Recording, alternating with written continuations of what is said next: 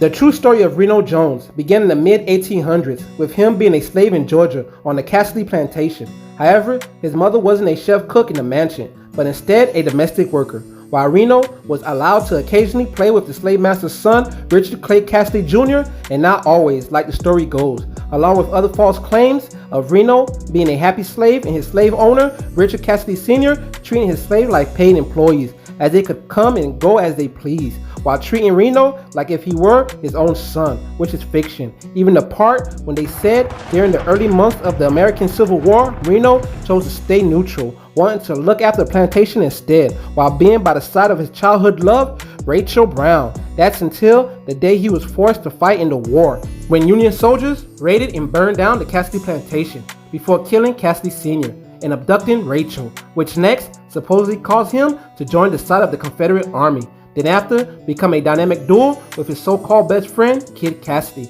as the Gunhawks, heading out with their horses and 6-shooter Frontier Colt revolvers in search for Reno's love, which wasn't true. In fact, as Reno and Kid Cassidy grew older, Kid Cassidy didn't pay Reno any more attention than he did any of the other house slaves on the plantation. So when the war broke out, Cassidy Sr. did die, and then after, Kid Cassidy returned home from the war defeated, after the North freed the slaves from the South. So Cassidy decided to leave the plantation along with Reno, since there wasn't much left but the house, which wasn't a good reason for them to stay. So they indeed rode off together. However, the story claims Reno developed a bit of a temper on the frontier, when in actuality, it was Kid Cassidy who got meaner and more bitter as they traveled the plains, until the night Cassidy drew his gun on Reno and instantly regretted it, when Reno quickly shot him down, presumably killing him, and next rapidly rode off into the sunset, knowing how the town folks would react to a black man shooting down a white man. Unlike the story that goes, Reno actually challenged Kid Cassidy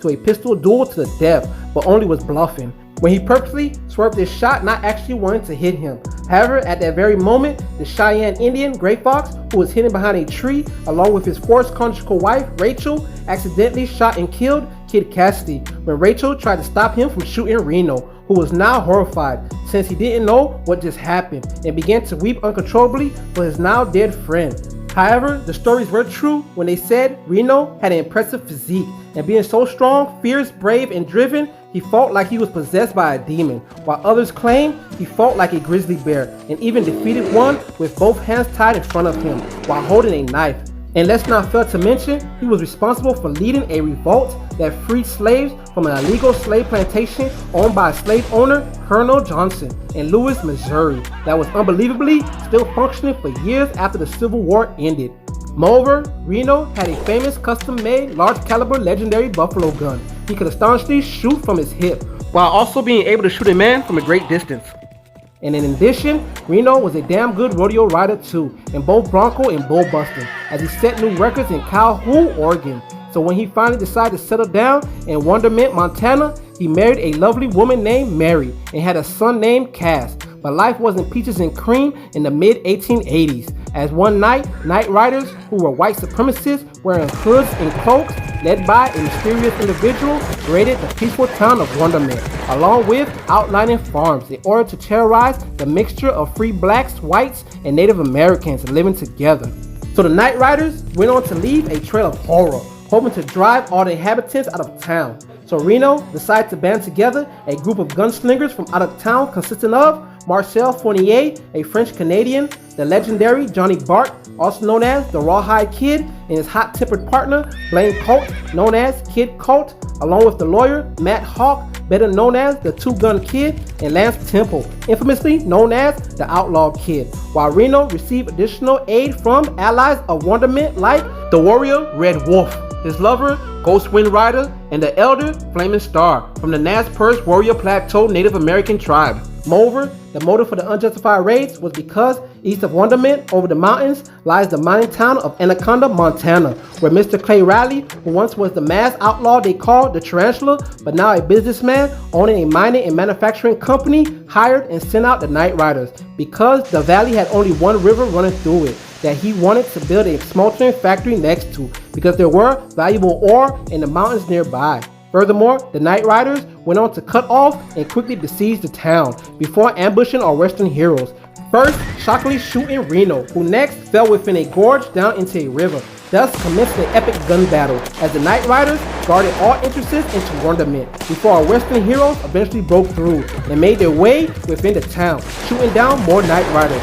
that occupied the settlement until there were no more bandits left. While not long after, Marcel Fournier was discovered to be secretly working for Mr. Raleigh, so the Two-Gun Kid put an end to his existence for his betrayal in an attempt to take Reno's son hostage. Meanwhile, Mr. Raleigh, who found out he was losing his foothold in Wonderment, went to the extremes by hiring every gunslinger in town to help him achieve his goals by the dusk of dawn. Meanwhile, the remaining Night Riders decided they were going to burn down every building in Wonderment while massacring every man, woman, and children before the night was over. So all the hired bandits later came together and stormed Wonderment like soulless men, splitting wide open the gates of hell to unleash carnage and quench their thirst for blood. And suddenly, glowing white in the spectral moonlight, the legend, the myth, the he who rides the night wind, Reno Jones, now the Phantom Rider, emerged in a blaze of glory to end the life of Mr. Raleigh, and next confront the mysterious leader of the Night Riders that was shockingly revealed to be